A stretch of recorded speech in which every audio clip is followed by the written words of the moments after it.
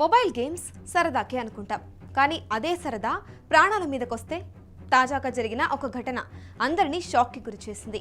యూపీలోని మీరట్కు చెందిన మొహమ్మద్ కైఫ్కి 22 సంవత్సరాలు. అతనికి 4 నెలలుగా పబ్జీ గేమ్ బాగా అలవాటైంది. శుక్రవారం రాత్రి హెడ్ ఫోన్స్ పెట్టుకుని అర్ధరాత్రి దాకా గేమ్ ఆడుతూనే ఉన్నాడు. అలా ఆడుతూ ఉండగానే ఒక్కసారిగా కుప్పకూలిపోయాడు. భయపడిన కుటుంబ సభ్యులు వెంటనే హాస్పిటల్కి తీసుకెళ్లారు. అప్పటికి అతని చెవులు మరియు ముక్కు నుంచి రక్తం కారుతోంది. డాక్టర్లు చికిత్స చేసిన పరిస్థితి మెరుగుపడలేదు. చివరికి ఆదివారం రాత్రి అతను మృతి చెందాడు. డాక్టర్లు చెప్పిన ప్రకారం చూస్తే ఎక్కువ మెంటల్ ప్రెషర్ వల్ల అతని బీపీ 300కి పైగా పెరిగిందంట. దాంతో మెదడులోని నరాలు పగిలి భారీ రక్తస్రావం జరిగిందని తేల్చారు. ఈ ఘటన ఒక హెచ్చరికలా చూడాలి.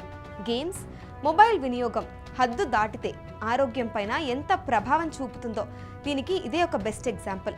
ముఖ్యంగా యువత గేమ్స్ విషయంలో సెల్ఫ్ కంట్రోల్ పాటించాల్సిన అవసరం అయితే చాలా ఉంది.